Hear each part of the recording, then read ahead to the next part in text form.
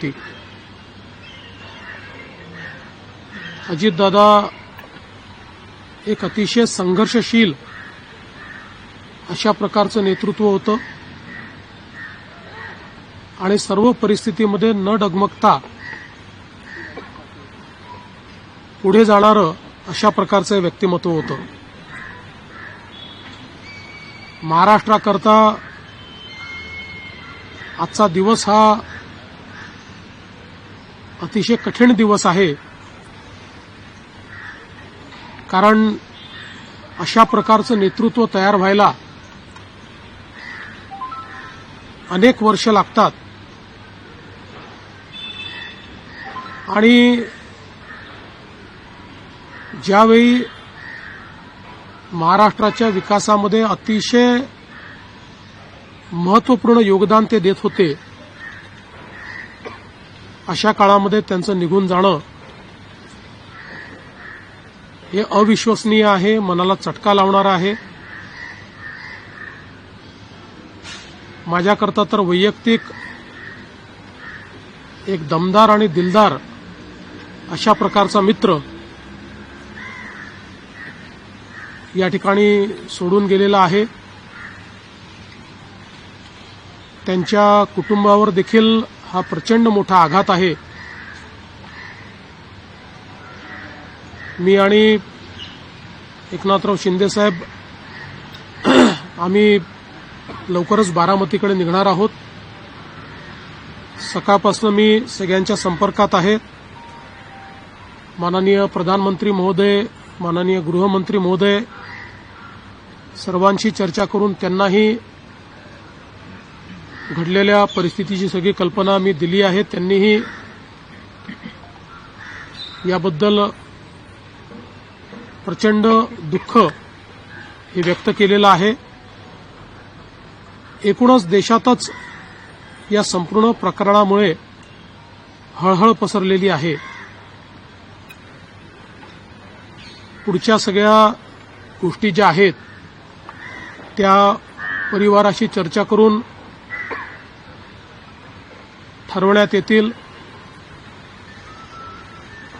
सकाळी सुप्रियाताईंशी माझं बोलणं झालं, त्यानंतर पार्थ पवारांशी माझं बोलणं झालं. एकदा संपूर्ण परिवार बारामतीला पोहोचल्यानंतर पुढच्या सगळ्या गोष्टींचे निर्णय हे त्यांच्या संमतीने घेतले जातील. महाराष्ट्रामध्ये आज शासकीय सुट्टी आम्ही घोषित केलेली आहे आणि त्यासोबत 3 दिवसाचा दुखवटा देखील जाहीर करण्यात आलेला आहे. पुढच्या सगळ्या बाबींची कल्पना ही आपल्याला लवकरच देण्यात येईल. पण मला असं वाटतं की कधीही भरून न निघणारं अशा प्रकारचे नुकसान आहे. महाराष्ट्रातनं असे लोकनेते गेल्यानंतर जी पोकळी तयार होते ती भरून काढणं हे अतिशय कठीण आहे आणि निश्चितच इतक्या सोबत, इतक्या जवळून आणि इतक्या संघर्षाच्या काळात एकत्रित काम केलेलं आहे की त्यातनं खरं तर अशा गोष्टीवर विश्वास ठेवायलाच मन तयार होत नाही. तर पुढच्या ज्या काही गोष्टी जशा ठरतील तसं आपल्याला कळवण्यात येईल.